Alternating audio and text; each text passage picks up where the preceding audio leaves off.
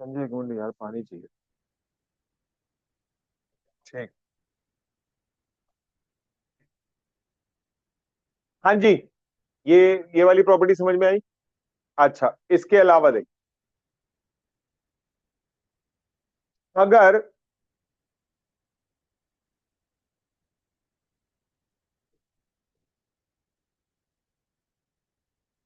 अगर कभी log p divided by q ऐसे हो, तो बेटा यहाँ पे आपका ये होता है log p minus log q। Example देता हूं, अगर लिखा है log 5, तो आप इसे लिख सकते हैं 5 को 10/2। और अगर log 10/2 लिख सकते हैं, तो इसे लिख सकते हैं log 10 माइनस log 2। सही चल रहा है ये प्रॉपर्टी है, एज इट इज याद रखनी है, इसके अलावा कोई और लॉजिक तो बनता नहीं। ठीक है। और देख लो, एक प्रॉपर्टी और देख लो, फिर आगे चल। अगर लिखा है log m की पावर k, तो अगर किसी चीज की पावर में कुछ है और उसके आगे log लगाए, प्रॉपर्टी ऑफ log ये कहती है कि वो चीज क्या आ जाएगी, आगे आ जाएगी। और यही वो पर्पस है जिसकी वजह से log बनाया गया था। log बनाई किस लिए था? पावर को डील करने के लिए। तो log की प्रॉपर्टी क्या करती है? पावर को क्या उठा लाती है? आगे। तो फिर कैलकुलेशन क्या हो जाती है? आसान। अब यहाँ पे तो यह देख, जब तूने लॉग अंदर मल्टीप्लाई करा तो तुझे दिख रहा था बीच में क्या हो रहा है, मल्टीप्लाई। तो यहाँ पे देख ले, मल्टीप्लाई की जगह क्या आ गया? प्लस। अच्छा, साथ के साथ तुझे दिखाई दे रहा है कि यहाँ पे दोनों ये डिवीजन में है, तो डिवीजन में है तो क्या आ गया? आई थिंक कुछ हद तक मैं बोल सकता हूँ आ गया होगा। अब क्या करें भाई? ऊपर तो log i01 तो लिखा ही हुआ है। log i01। अच्छा, सिग्मा को अंदर मल्टीप्लाई करो। क्या करो सिग्मा को? बेटा सेंट में बताया था, सिग्मा जो होता है उसका मतलब सम होता है, लेकिन कांस्टेंट से मल्टीप्लाई होने पे वो क्या बन जाता है? एन। तो यहाँ पे प्लीज ध्यान दीजिएगा, यहाँ पे तो आपका ये हो जाएगा सिग्मा। और बल्कि P1 माइनस P0 की जगह मैं तो वापस इसे वही लिख रहा हूँ, P1 अपॉन में P0। अच्छा, यहाँ पे ये n क्यों नहीं हुआ? इसलिए नहीं हुआ क्योंकि P1 और P0 कांस्टेंट नहीं, बल्कि क्या है? वेरिएबल। अरे कभी प्राइस कोई होगा, कभी प्राइस किसी कमोडिटी का प्राइस कुछ होगा, किसी कमोडिटी का प्राइस कुछ होगा। अच्छा सुनो, प्लस। लेकिन ये log 100 क्या है? कांस्टेंट। log 100 का मतलब 2 होता है। log 100 का मतलब, ठीक है। तो यहाँ पे कैसे सर, ये कैसे? अगेन ये भी रूल है। देख ले, तू देख ले बेटा, log 1 क्या होता है? log 10 क्या होता है? log 100 क्या होता है? log 1000 क्या होता है? आ रही है बात समझ में? जितनी जीरो उतने नंबर। log 100 जो है वो किसके बराबर हो गया? 2 के बराबर हो गया। तो 2 तो कांस्टेंट है, और सिग्मा जब अंदर मल्टीप्लाई हो रहा है तो ये सबके साथ हो रहा है। तो यहाँ 2 के साथ मल्टीप्लाई हुआ, क्या हो गया? एन हो गया।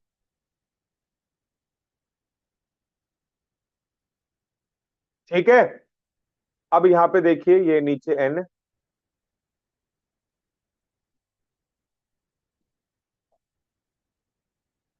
तो अगर एन को, दिख रहा है ना सभी को? एन को यहाँ पे डिवाइड किया जाए, इसके नीचे भी आएगा, इसके नीचे भी आएगा, 2n के नीचे जब एन आएगा तो क्या बचेगा? सिर्फ 2। और ये हो जाएगा सिग्मा log P1 अपॉन में P0 और अपॉन में एन। देखना है कोई ऐसा ये देख ले, log i, वो 0 1 लिखा था या 0 n लिखा है? 2 की जगह 2 आया है। Sigma log Pn upon P0 upon में n था, इन्होंने 1/n कर दिया, बात दोनों से। तो ये आप देख लीजिए, सोच के देखो, तुम्हें मुश्किल के नाम पे क्या करा है?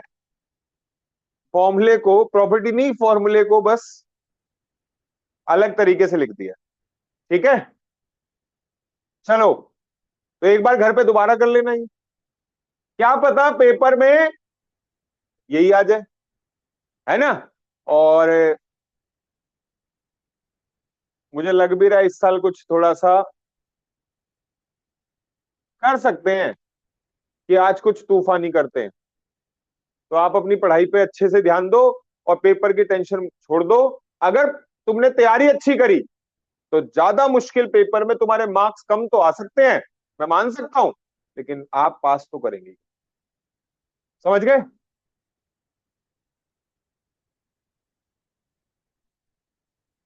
नेक्स्ट क्वेश्चन कौन सा है? 83 बोला है वैसे तो। 83 से पहले है कोई? बेटा ये तो करवाया था क्लास में। ये देख, दिखा दे।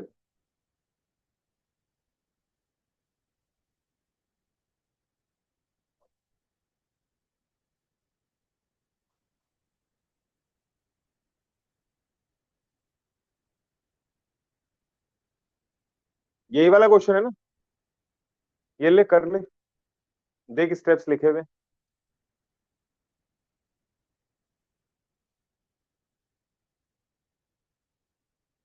मैंने बोला था, एक बच्चा पता है किसी जगह पे क्या कह रहा, मॉर्निंग बैच में ही था, कह रहा जो सर कराते हैं वो अलग होते हैं, जो बुक में है ना वो अलग है।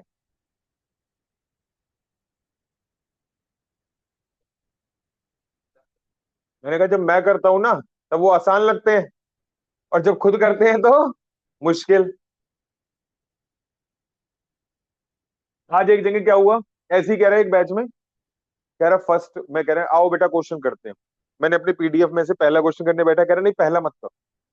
मैंने कहा क्यों? कह रहे पहला आसान होता है वो खुद कर लेते हो, दूसरा मुश्किल होता है वो हमें दे देते हो। मैंने कहा ठीक है मैं दूसरा कर दूं? कह रहे हाँ। मैंने दूसरा कर दिया, मैंने कहा पहला कर, कह रहे ये तो ज्यादा मुश्किल लग रहा है। तो जो मैं करता हूँ वो आसान लग रहा होता है तुम्हें, और जो तुम कर रहे होते हो वो मुश्किल लग रहा होता है। ट्राई करो भाई, दोबारा से कर लो सभी, ये ज्योमेट्रिक मीन ऑफ ट्राइसलेटिव है, एक बार कैलकुलेटर से कर लो, कोई बात नहीं।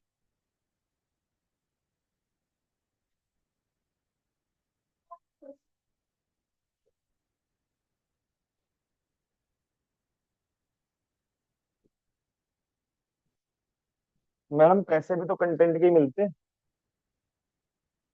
बिना कंटेंट जाने कैसे, कौन देगा पैसे?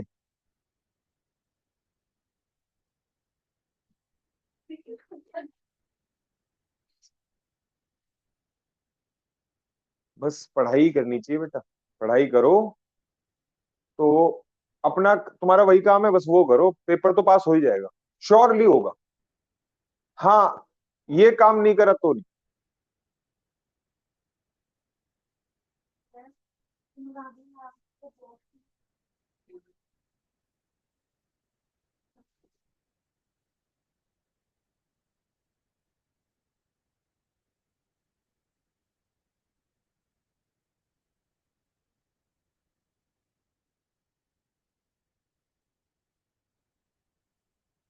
P1 अपॉन में P0 कर रहे हैं, सुन रहे हैं?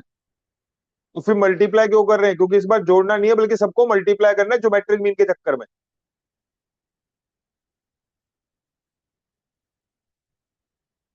हम्म,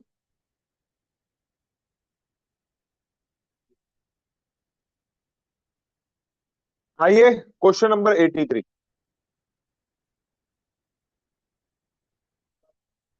और 83 ऑल्सो नैना ने पूछा है, तुम क्या कह रहे हो? ठीक है, 84 तो करवा दिया अभी, पढ़ो, वही तो क्वेश्चन है ये। और 83 जो है, ये तो बेटा सर्कुलर टेस्ट है, सर्कुलर टेस्ट में सब कुछ किसके बराबर होता है? 1 के।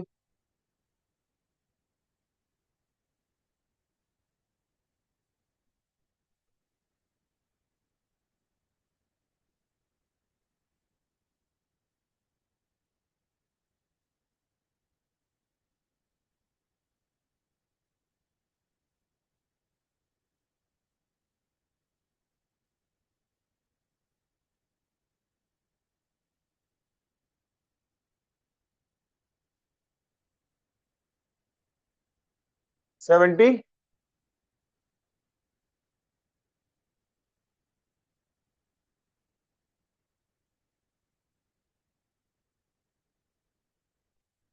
Price of commodity in the year 1975 with 1980 were 25 and 30 respectively. Price है ये,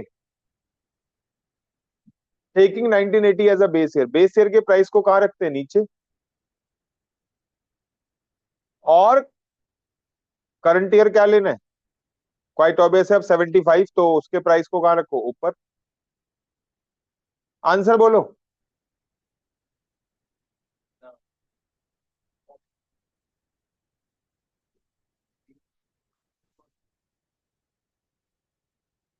ठीक है,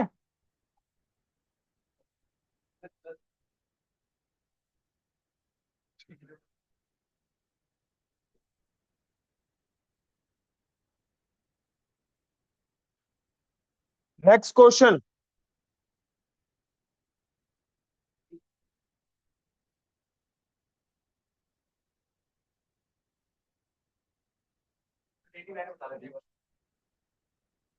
एटी नाइन।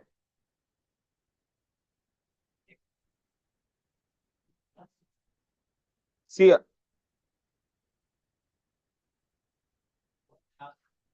कोई बात नहीं, कोई बात नहीं, वही दिखा देते हैं ना दोबारा एक बार। कैसे आया देख लेगा ये अपने आप, नहीं तो पूछ लेगा। रियल वेज ही तो है ये रहा।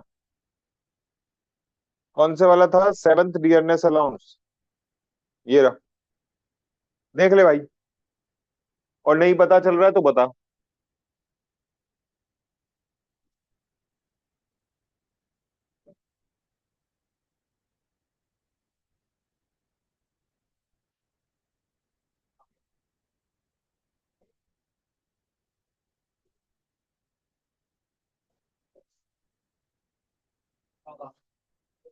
ठीक है, चलो। कौन सा बोला था, 90, 94? बड़ा अच्छा क्वेश्चन है। हम सरप्राइज्ड कि मैंने असाइनमेंट में क्यों नहीं डाला हुआ, बट ठीक है। और लेकिन मुझे ये पहले से ही पता है कि ये क्वेश्चन बुक में है, और मेरे को ऐसा लगता था कि मैंने शायद ये बुक में अपने असाइनमेंट में डाला हुआ है, लेकिन मुझे अभी रियलाइज हो रहा है कि नहीं डाला। कॉस्ट ऑफ लिविंग इंडेक्स का क्वेश्चन है ये।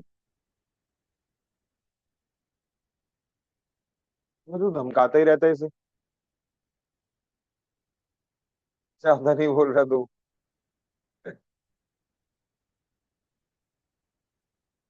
देखिए,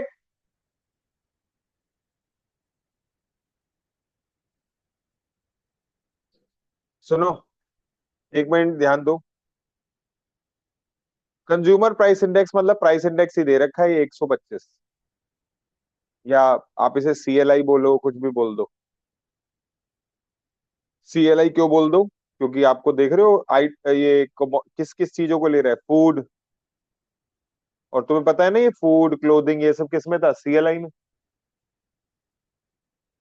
फूड का प्राइस इंडेक्स 120, अदर आइटम का प्राइस इंडेक्स 135। वेट पता नहीं, W1 और W2।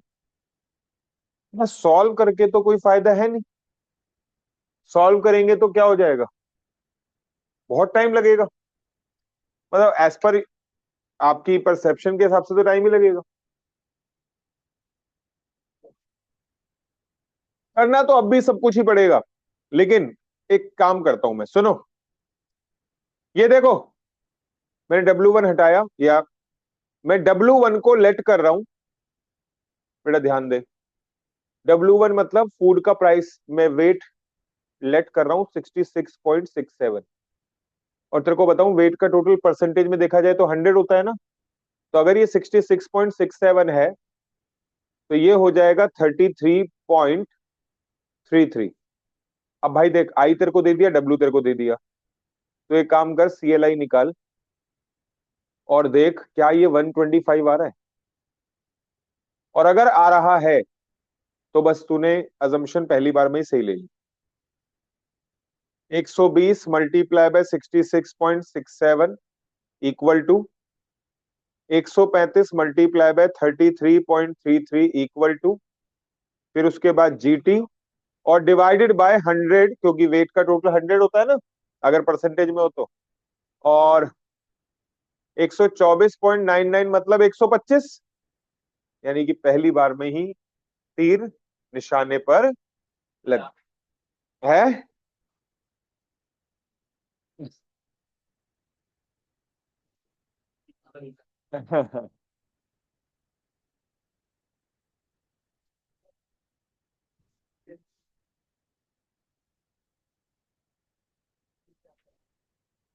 बोलो ठीक है। 98 जी।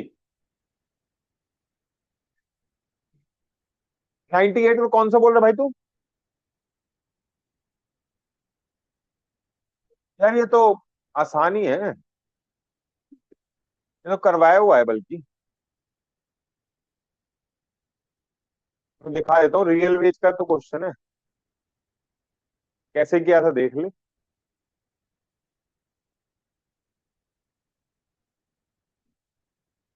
नहीं ये वाला नहीं है, सिर्फ यही वाला नहीं है। देख ले भाई, इसमें बोला गया during the certain period the CLI goes up from 110 to 200, यानी कि प्राइस इंडेक्स 110 से 200% हो गया, और सैलरी भी बढ़ी है, 330 से 550 हो गई। आपसे रियल वेज पूछा गया है। रियल वेज के नाम पे तुम क्या करते हो, मनी वेज को ठीक कर देते हो।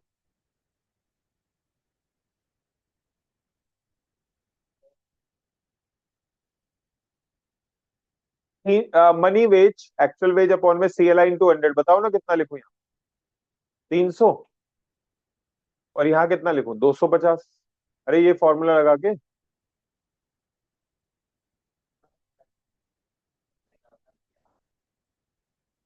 और 300 और 250 में कितने का गैप है?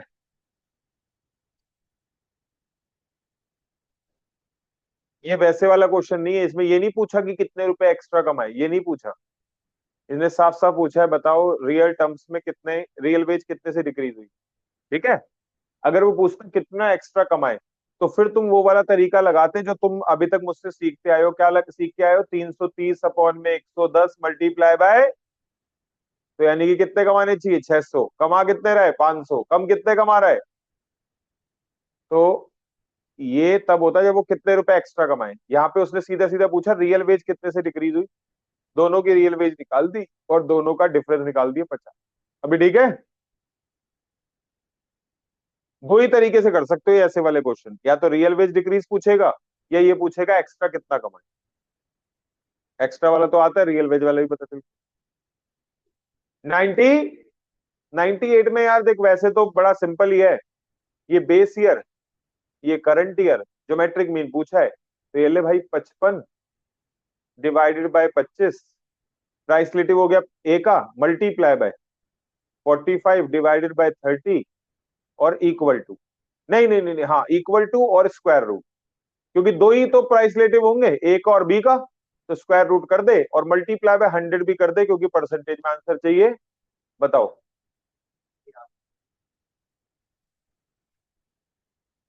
भाई सिर्फ आंसर आया है, समझ भी आया? ये देखो, ये वाला प्राइसलेटिव, ये वाला प्राइसलेटिव मल्टीप्लाई करा, इक्वल टू करके स्क्वायर रूट करा। स्क्वायर रूट क्यों करा, क्योंकि ज्योमेट्रिक मीन, दो नंबरों के स्क्वायर रूट को क्या कहते हैं, ज्योमेट्रिक मीन। और 100 क्यों मल्टीप्लाई करा, परसेंटेज के लिए। आंसर क्या हो गया, ए। अगला बोलो। खत्म। चलिए, तो दोस्तों एक काम करते हैं, नेक्स्ट क्लास में चालू करेंगे आपके साथ नया टॉपिक। टॉपिक का नाम होगा सेट, सेट रिलेशन फंक्शन। परसों टेस्ट है। डिस्पर्जन। हाँ।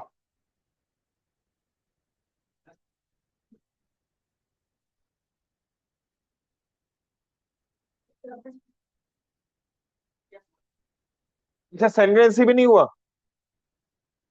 सिर्फ डिस्पर्स है। तो पहले फिर सेंटेंसी का रखो। ये लो। अरे पहले सेंटेंसी बनता है बेटा डिस्पर्जन का। सेंटेंसी। ठीक है।